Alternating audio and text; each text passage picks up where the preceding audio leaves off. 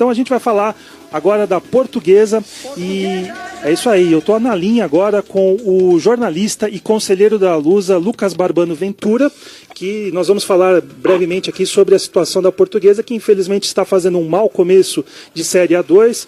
São 5 partidas sem vencer. A Portuguesa empatou hoje pelo placar de 2-2, após ter aberto uma vantagem de 2-0 no placar. A arbitragem também do Sr. Márcio Henrique de Góes foi muito problemática, mas vamos falar bastante de Portuguesa, o ambiente político. Lucas, muito obrigado por você ter atendido o nosso convite. Boa tarde. Boa tarde, Rodney, boa tarde a todos. Eu que agradeço pelo convite. Vamos aí falar um pouco da Portuguesa e da crise que assombra o time nas últimas semanas. Ô Lucas, eu queria falar com você, abrir essa conversa sobre o episódio que aconteceu na partida Oeste 3, Lusa 0, lá no Canindé, o episódio das pizzas. Eu queria que você pudesse contar rapidamente aqui para o ouvinte da Rádio Trianon como é que foi o bastidor de toda aquela situação, né, que acabou virando um protesto até de certa forma interessante, saiu em tudo quanto é lugar, foi destaque aí nas redes sociais e na mídia. Eu queria que você pudesse contar um pouquinho aí a tua visão desses acontecimentos. Exato, Rodney. Acabou o jogo, a torcida enfurecida, né, com os 3-0 contra, a derrota em casa para o Oeste, foi ali para fora do vestiário para protestar. Quando chegou ali para protestar, tinha um motoboy perguntando quem era o Du, que é o Eduardo, que é o diretor de futebol da Portuguesa. Aí a torcida enfurecida falou, não tem Du nenhum. O que é aí? Aí o motoboy falou, são umas pizzas, tal, para entregar para os jogadores. Aí a torcida, não vai entregar nada.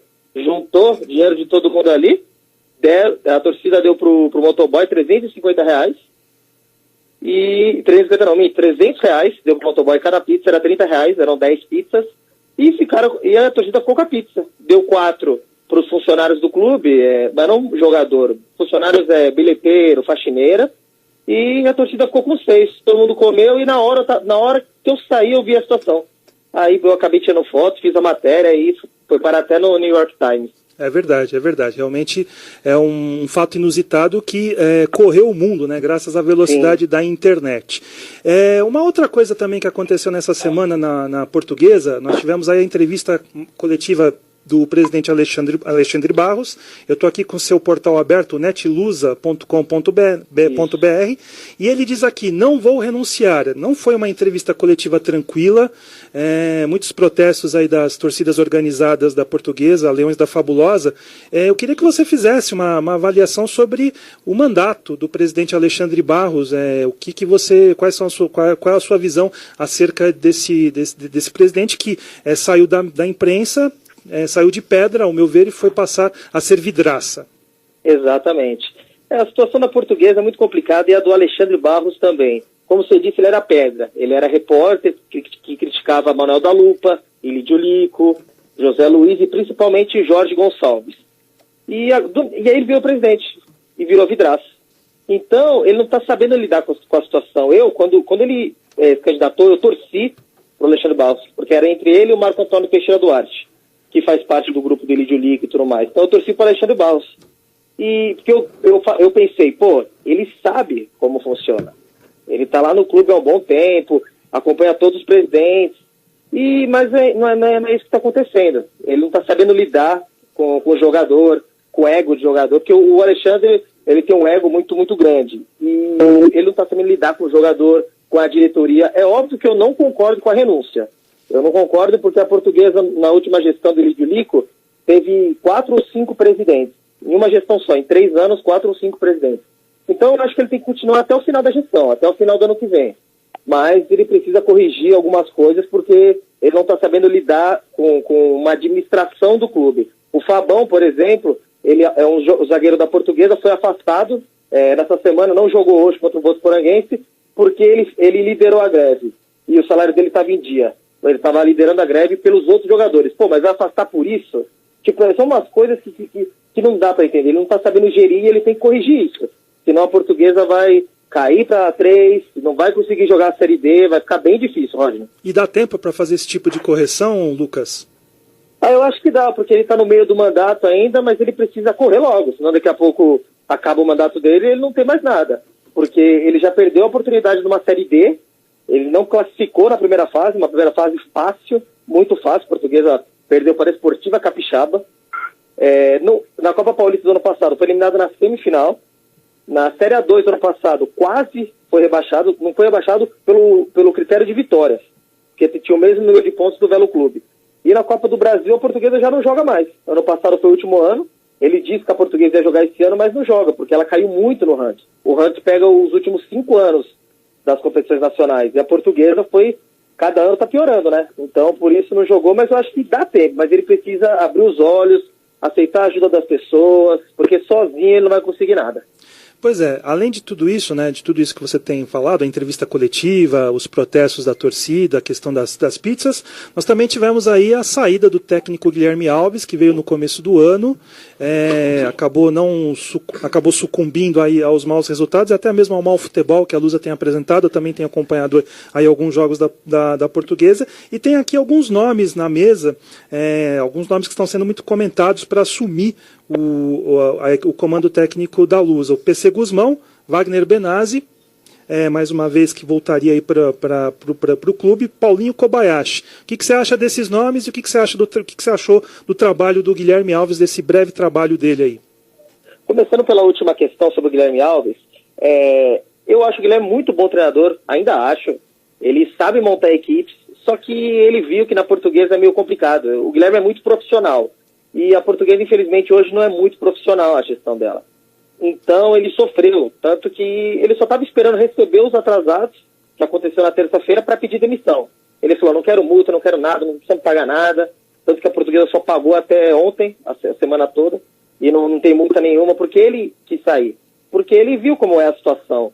A Portuguesa perde um jogo, a diretoria já afasta um atleta, sabe? É um negócio muito desorganizado. Em relação ao técnico, o Wagner Benazzi, ele é muito adorado pelo Luiz Yaúca, que voltou a ser o homem forte da Portuguesa, financeiramente. Então ele é um nome que eu não duvido que apareça nessa semana aí que chega ele no Canindé. Só que tem muita resistência na torcida, porque o Benazzi já dirigiu a Portuguesa outras vezes e derrubou a Portuguesa para a Série C. Ele comandou naquela Série B de 2014 e a Portuguesa foi rebaixada. Então tem muita resistência. O PC Guzmão dirigiu a Portuguesa ano passado. Aí o Alexandre Barros citou o nome do PC na entrevista coletiva, mas eu acredito que ele não venha. Um outro nome que o Alexandre Barros citou também é o Luiz Carlos Martins, que saiu agora do São Caetano e que não pode dirigir nenhuma equipe da Série A1, né, porque tem essa regra, não pode dirigir da mesma divisão. Então é um nome que a Portuguesa pode ir atrás, mas também precisa ver a questão financeira, porque o Luiz Carlos Martins não é um técnico barato, né, Roger? É verdade. E tem esse problema que você destacou aí no final da sua resposta, que é financeiro. A Portuguesa passa por uma grave crise financeira. Eu tenho também aqui o comentarista Duca Reis, que participa também do Paixão Lusa, é comentarista aqui das Jornadas Esportivas da Rádio Trianon. E ele tem uma pergunta para você, Duca, fica à vontade. Lucas, boa tarde, um prazer falar com você. Primeiramente, eu quero agradecê-lo por ajudar na transmissão hoje da Sport TV, porque o pessoal estava passando informações equivocadas, né? E você ainda bem que deu uma corrigida ali, que foi bem legal. Lucas, eu queria que você falasse pra gente o que você achou do jogo de hoje. Você achou que a Portuguesa teve uma evolução em relação à partida contra o Oeste? Ou você acha que hoje foi um jogo atípico? Queria a sua opinião a respeito da partida de hoje. Boa tarde, Luca. Cara, primeiramente, eu não diria que teve uma evolução. O que acontece é o seguinte, agora o salário está em dia e o jogo passou na TV. Querendo ou não, quando o jogo passa na TV, o atleta ele fica com mais vontade. Infelizmente acontece isso. Eu não vi evolução. A Portuguesa fez 2-0 no contra-ataque. O Votuporanguense também é um time muito ruim, não gostei. Só que a Portuguesa não conseguiu segurar o placar. Aí a torcida reclamou que o árbitro errou, o árbitro roubou a Portuguesa. Sim, aquele pênalti não foi. Mas também o pênalti para a Portuguesa, que o Fernandinho fez 1-0, também não foi. Então eu não vou jogar na conta do árbitro. A Portuguesa vacilou muito, porque se abre 2-0, você não pode ir para a defesa como a Portuguesa fez. Ficou um tempo inteiro e mais 20 minutos, 10 minutos do primeiro tempo na defesa. A Portuguesa não atacou mais. Teve uma chance com o Franklin, numa boa jogada do Fernandinho, a Portuguesa perdeu e mais nada no segundo tempo. Então, eu não acredito que a Portuguesa tenha evoluído, tenha jogado bem, não acredito. Eu acho que os fatores principais são esses, né? O salário em dia e porque o jogo passou na TV também, que dá mais visibilidade, querendo ou não, para os jogadores.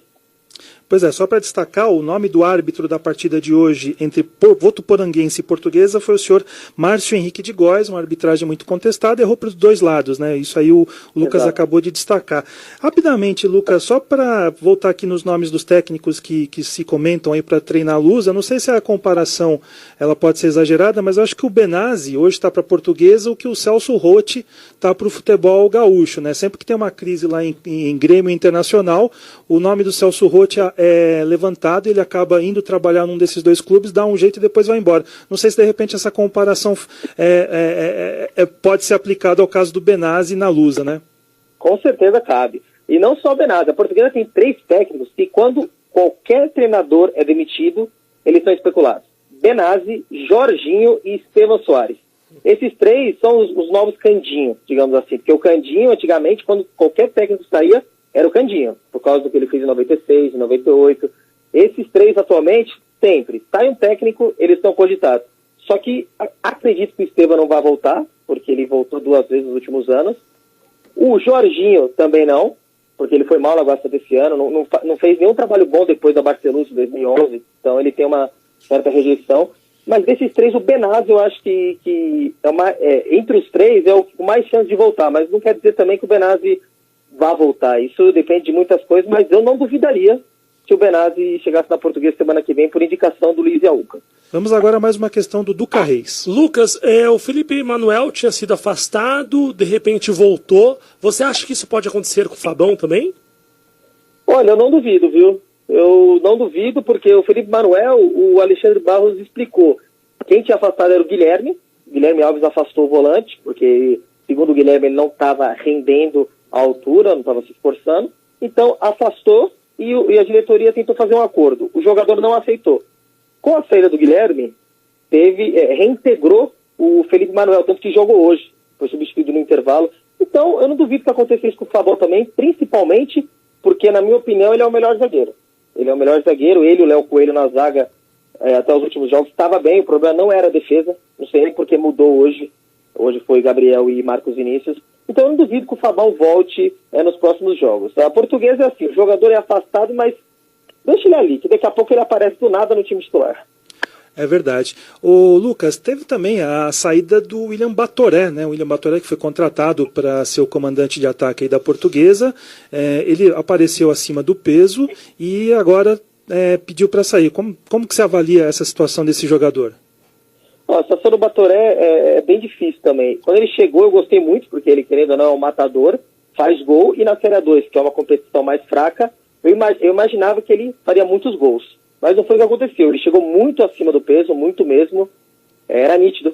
Você olhava, porque tem jogador que está um pouco acima do peso. O Jasso do Corinthians, uns meses atrás, reclamavam, né, que ele estava um pouco acima do peso. Não, o William Batoré, qualquer um vê que ele está acima do peso. Chegou para ser o camisa 9, mas ele não conseguia jogar. Não conseguia. A Série A2 é muita correria, muita disputa, e ele não conseguia chegar nas bolas.